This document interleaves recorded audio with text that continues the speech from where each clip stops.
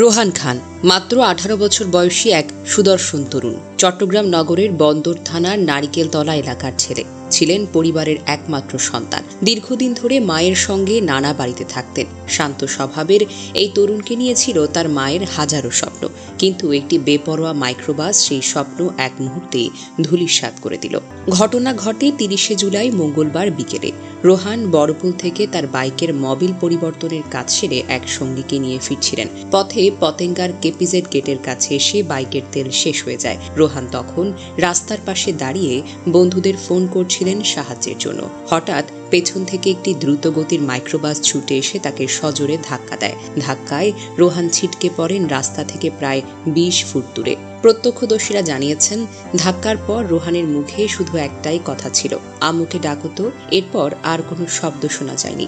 আহত অবস্থায় তাকে চট্টগ্রাম মেডিকেল কলেজ হাসপাতালে নিয়ে যাওয়া হলে চিকিৎসকরা তাকে মৃত বলে ঘোষণা করেন। হাসপাতালের করিডোরে ছেলের নিথর দেহের পাশে বসে অঝরে কাঁদছিলেন রোহানের মা। যে সন্তানকে আঁকড়ে ধরে তিনি জীবনের সমস্ত সংগ্রাম করেছেন, সেই ছেলেকে হারাতে হলো রাস্তার গর্তে নয়, একটি খোলা তেলবিহীন অবস্থায় দাঁড়ানো বাইকে থাকা অবস্থায়। একটি বেপরোয়া মাইক্রোবাসের কারণে এই মৃত্যু শুধু একটি জীবন নয়, একটি ভবিষ্যৎ, একটি পরিবারের শেষ আশাও কেড়ে নিতে পারে। রোহানের মৃত্যুর খবরে নারিকেলতলা ও ফকিরহাট এলাকায় নেমে এসেছে শোকের ছায়া। বন্ধুরা, সহপাঠীরা, প্রতিবেশীরা কেউই বিশ্বাস করতে পারছেন না এ অনাকাঙ্ক্ষিত বিদায়। সামাজিক যোগাযোগ মাধ্যমে ছড়িয়ে পড়েছে শোক বার্তা। সকলেই বলছেন, রোহান ছিল প্রাণোজ্জ্বল, সদা হাস্যোজ্জ্বল, মা বাবার গর্ব হবার মতো একটি ছেলে। এখন প্রশ্ন উঠেছে, এই মৃত্যুর দায়টি কার? কেন রাস্তায় এমন বেপরোয়া গতিতে গাড়ি চলবে? কে দেবে এই পরিবারের ক্ষতিপূরণ? কেন প্রত্যেক দিন এমন করে হারাতে হবে আমাদের তরুণদের শুধুমাত্র গাফিলতি আর অদক্ষ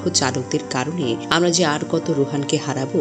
এই ঘটনা যেন আমাদের কোনো মায়ের জীবনে না ঘটে, সেই প্রতিজ্ঞা নেওয়ার সময় এসেছে এখনই। সময় এসেছে রাস্তায় গতি নিয়ন্ত্রণ, আইন প্রয়োগ ও চালকদের লাইসেন্স যাচাইয়ের মতো বিষয়গুলোতে কঠোর ব্যবস্থা নেওয়ার।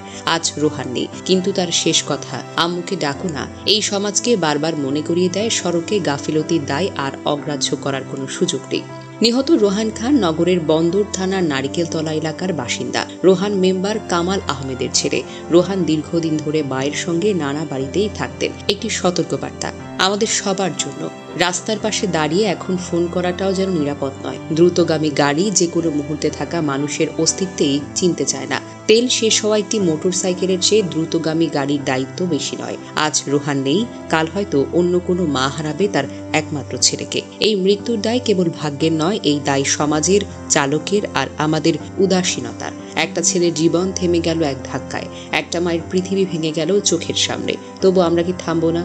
চিন্তা করব না? রোহান খানের অনাকাঙ্ক্ষিত মৃত্যু আমাদের হৃদয়কে রুদ্ধ করে দেয়। সে ছিল এক সততা ও নিষ্পাপতার প্রতীক, যার জীবনের শেষ মুহূর্তগুলো হয়তো শুধুমাত্র আম্মুকে ডাকো এই বেদনার্ত আহাজারি। এই মৃত্যু শুধু এক পরিবারের শোক নয়, বরং একটি সতর্কবার্তা যে আমাদের সড়ক নিরাপত্তা ব্যবস্থা কতটা দুর্বল, আমাদের সচেতনতা কতটা অপর্যাপ্ত। প্রতিটি মানুষ, বিশেষ করে যারা গাড়ি চালায়, তাদের উচিত রাস্তার পাশে দাঁড়িয়ে থাকা মানুষদের প্রতি সহানুভূতি ও দায়িত্বশীলতা প্রদর্শন করা। তেল শেষ হয়ে যাওয়া, দুর্ঘটনা কিংবা যে কোনো ছোটখাটো সমস্যায় মানুষের জীবন ঝুঁকিতে ফেলা যেন আর না ঘটে। আমাদের প্রিয়জনদের হারানোর ব্যথা আর যেন কেউ অনুভব না করে। রোহানের মতো নিরীহ প্রাণ যেন ভবিষ্যতে আর এমন অনাকাঙ্ক্ষিত ঘটনায় নিঃশেষ না হয়ে যায়। এটাই আমাদের সবার প্রার্থনা, আমাদের দায়বদ্ধতা। স্মরণে রাখুন, জীবন কিন্তু অমূল্য। এক সেকেন্ডের অবহেলা পুরো পরিবারকে ধ্বংস করে দিতে পারে। আমাদের দায়িত্ব সচেতন হওয়া, নিরাপত্তা নিশ্চিত করা এবং একে অপরের প্রতি মানবিক হওয়া। রোহান, তুমি চিরকাল আমাদের মনে বেঁচে থাকবে। তোমার আম্মুকে ডাকো আর্তনাদ আমরা কখনো ভুলব না। শান্তিতে শায়িত হও।